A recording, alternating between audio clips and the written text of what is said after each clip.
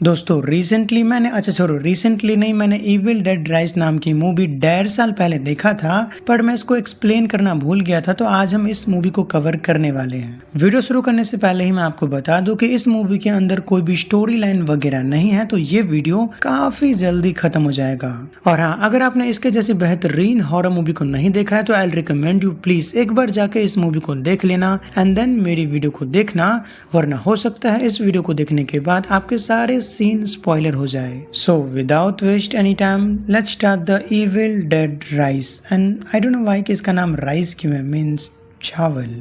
तो कहानी की शुरुआत होती है तो हम 3 लोगों से मिलते हैं जिनके नाम होते हैं जेसिका, केलव एंड टेरेसा। अभी के टाइम पे जेसिका थोड़ी सी बीमार है, इसलिए वो अपने कमरे में सो रही थी। तो टेरेसा उसको चेक करने जाती है, लेकिन जब वो कमरे में जाती है तब वो देखती है जेसिका की हालत कुछ ज्यादा ही खराब थी और वो जमीन पे लेट के एक अजीब से किताब के पन्नों को काफी वायलेंटली रीड कर रही थी। टेरेसा उसको चेक करने के लिए आगे बढ़ती है, लेकिन तभी जेसिका अचानक से उठ के टेरेसा के बालों को पकड़ के इतना जोर से खींचती है कि टेरेसा का सर का जो ऊपर का स्किन होता है ना, वही बाहर निकल गया था and Teresa on the spot यहीं पे खत्म हो जाती है।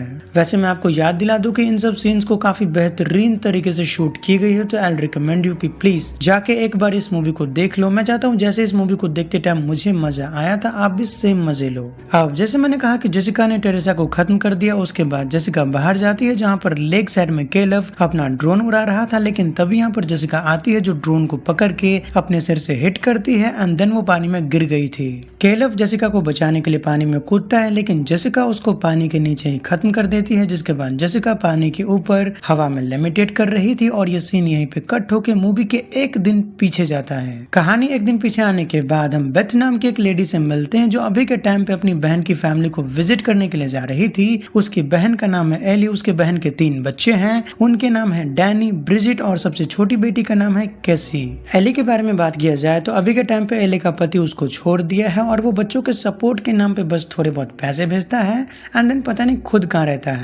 वैसे मैं आपको ये भी बता दूं कि इन दोनों बहनों के बीच में रिश्ते थोड़े दरार है, क्योंकि बेथ को म्यूजिक का शौक है और वो म्यूजिक के चक्कर में घर से ज्यादातर दूर ही रहती है। इसी वजह से इनके बीच में रिश्ते थोड़े से ऊपर नीचे है। अब ये दोनों बहनें आपस में बात कर ही रही थी, लेकिन तभी यहाँ पर एक बड़ा सा अर्थक्वेक आता है, जिससे इनकी जो बिल्डिंग थी ना वो थोड़ी सी टेढ़ी हो गई थी और ग्राउंड फ्लोर का जमीन थोड़ा सा फट सा गया था। वैसे मैं आपको अभी एक जरूरी बात बता दूं कि ये जो बिल्डिंग है ना, इस बिल्डिंग के बनने से पहले यहाँ पर एक बैंक था और इस बैंक के ऊपर ही बिल्डिंग को बना दी गई है। तो ग्राउंड फ्लोर के नीचे अभी भी बैंक के लॉकर्स है। मगर ध्यान देने वाली बात यह है कि जब अर्थक्वेक आया तो तीनों बच्चे ग्राउंड फ्लोर में थे, क्योंकि वो लोग पिज्जा हट से पिज्जा लेके वापस आ रहे थे। और जब ग्राउंड फ्लोर में आए तभी यहाँ पर अर्थक्वेक आया था, जिसमें ग्राउंड फ्लोर की जमीन फट गई। मतलब इतनी फट गई थी कि वहां पर एक इंसान नीचे उतर सके। उस दरार को देखने के बाद डैनी के मन में थोड़े से डाउट थे, इसलिए वो उस दरार के नीचे जाता है जहाँ पर उसे एक बुक मिली थी। साइड में एक फोटो रखा हुआ था जिसके अंदर 3 फादर के फोटो थे। साथ ही साथ यहाँ पर कुछ ऐसी चीजें रखी गई थी जिसे एज अ व्यूवर हम जान पाते हैं कि काइंड ऑफ इस जगह को सील करके रखी गई है।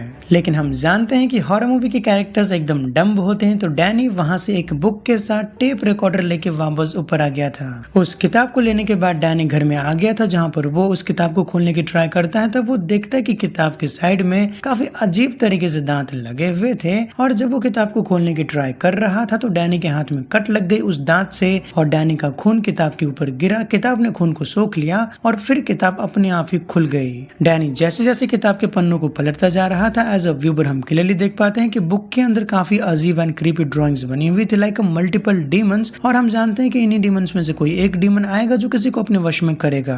अगर आपको याद हो तो डैनी किताब के साथ साथ एक टेप रिकॉर्डर को भी लेके आया था, जिसे जब वो प्ले करता है तो उसके अंदर हम उन्हीं 3 प्रीस्ट की आवाजों को सुन पाते हैं, जिसकी फोटो को डैनी ने किताब के पास देखा था।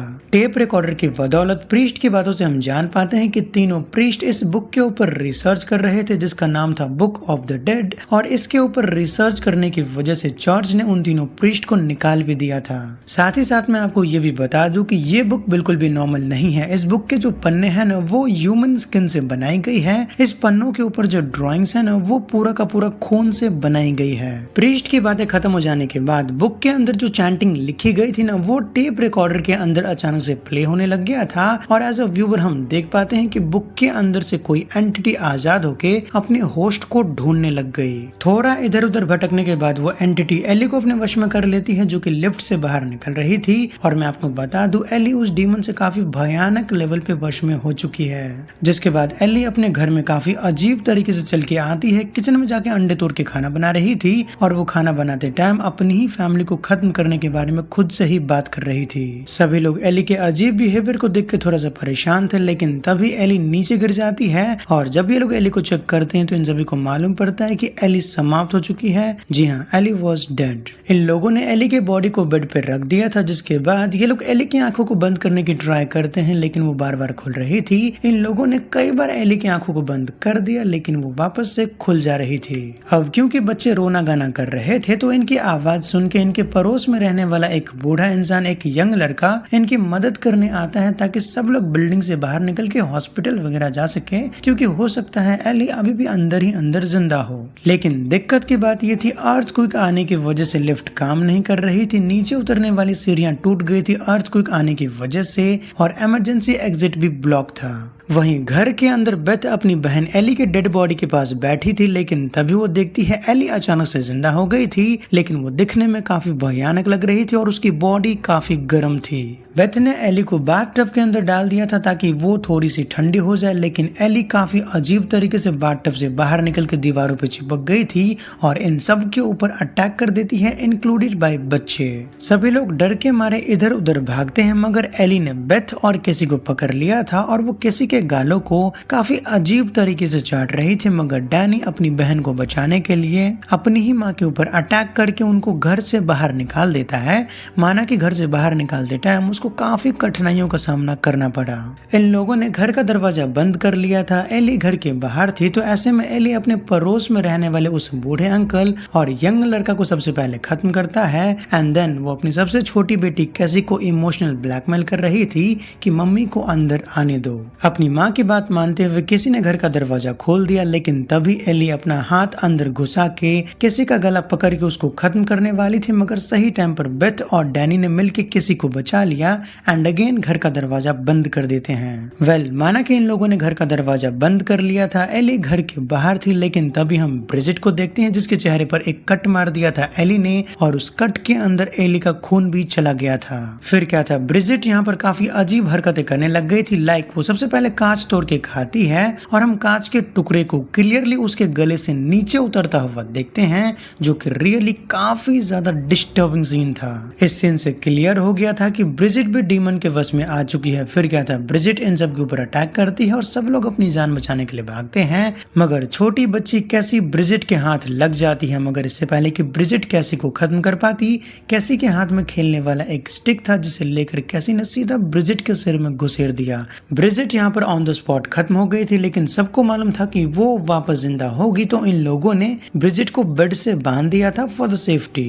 इस पॉइंट पे जाके डैनी अपनी गलती एक्सेप्ट करता है बेथ के सामने कि ये सब कुछ मेरी गलती है, मैंने ही बुक को खोला था। जिसके बाद वो डीमन यहाँ पर आया एंड देन सब कुछ हुआ। मगर बेथ तो सीधा बैठ गई थी टेप रिकॉर्डर को सुनने के लिए, ताकि वो प्रीस्ट की बातों में कुछ ऐसा ढूंढ सके जिससे डीमन को वापस भेजा जा सके। वहीं घर के बाहर एली ने एसी वेंटिलेटर के अंदर एक बिल्ली को देख लिया था, जिसे देखने के बाद उसे एक आइडिया मिल गया था कि वो भी ऐसे करके घर के अंदर जा सकती है। मगर घर के अंदर ब्रिजिट अचानक से उठ गई थी और उसने अपने बंधन को भी खोल लिया था और वो सीधा एक नाइफ लेकर डैनी को स्टैब कर देती है। मगर डैनी खुद को बचाने के लिए ब्रिजिट के बॉडी में आग लगा देता है फायर एंड स्प्रे की मदद से।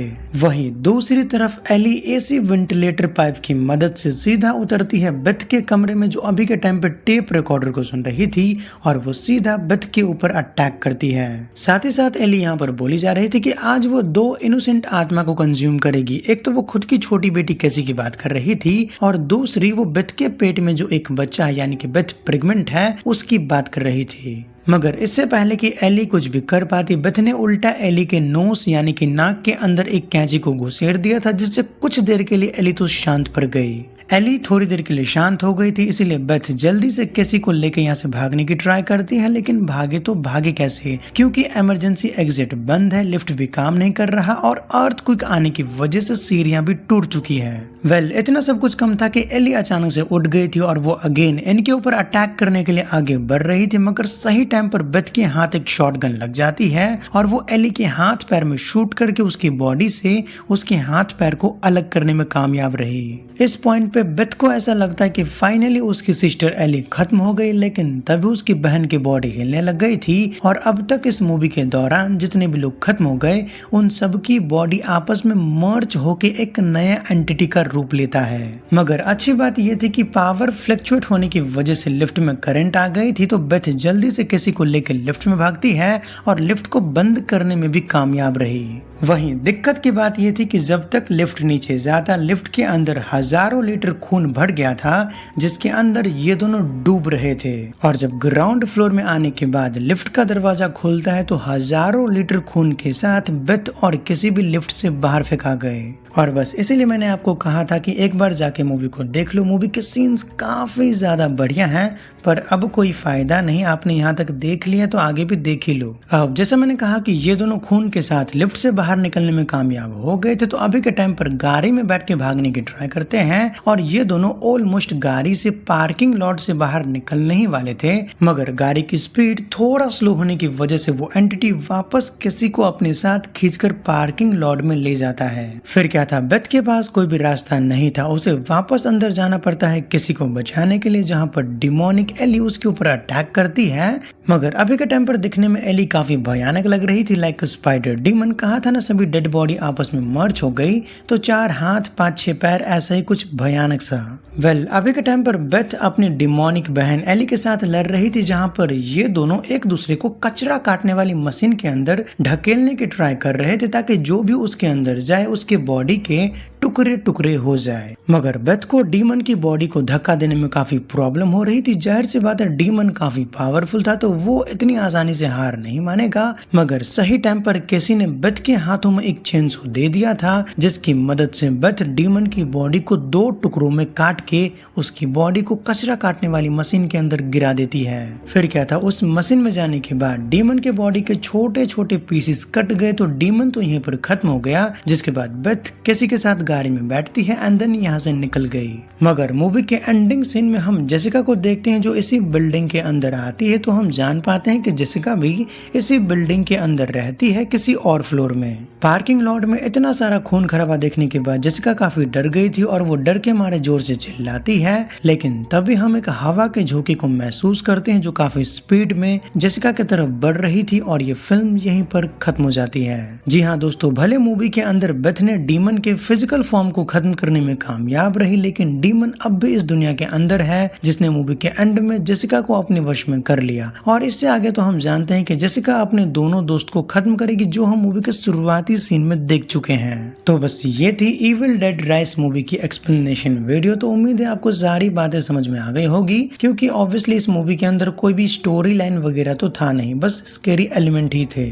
और हाँ, एक बात बताऊं, मैं इस मूवी के पार्ट 2 के आने का बेसब्री से इंतजार कर रहा हूं, क्योंकि मुझे 100% यकीन है कि ये मूवी इतना अच्छा परफॉर्म की है तो इसका पार्ट 2 जरूर आएगा। और हाँ, अभी भी अगर आप इस मूवी को देखना चाहते हो तो जाकर देख सकते हो, मूवी काफी ज्यादा बढ़िया है। एंड मैंने तो इस वीडियो के अंदर सिर्फ मेन पॉइंट को कवर किया है, छोटे मोटे एलिमेंट को मिस कर दिया, मतलब स्किप कर दिया। तो बस ये थी आज की फिल्म की कहानी। लेकिन आई नो आपके मन में एक डाउट होगा, भले मूवी के एंडिंग सीन में जेसिका ने अपने दोनों दोस्त को खत्म कर दिया, लेकिन वो अभी भी डीमन के वश में है, तो वो एज अ फ्यूचर क्या करने वाली है? क्या वो पूरी दुनिया को खत्म करेगी? इस सवाल का जवाब मेरे पास भी नहीं है। अगर आपको इस सवाल का जवाब चाहिए तो पार्ट 2 आने का वेट करना पड़ेगा। लेकिन जाने से पहले एक छोटी सी रिक्वेस्ट है, अगर आपको वीडियो पसंद आया हो तो वीडियो को लाइक कर देना। अगर आप मुझे सपोर्ट करना चाहते हो तो सब्सक्राइब भी कर देना प्लीज। तो फिर मिलेंगे किसी और दिन इससे भी ज्यादा बेहतरीन कमाल की मूवी के साथ। तब तक के लिए